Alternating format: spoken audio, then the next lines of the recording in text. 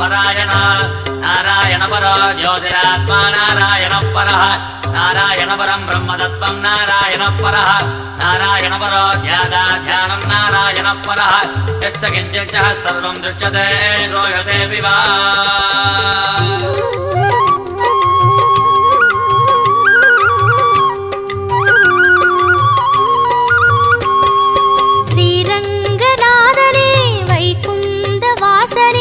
அருள் தந்து காக்கின்ற பரந்தாமனே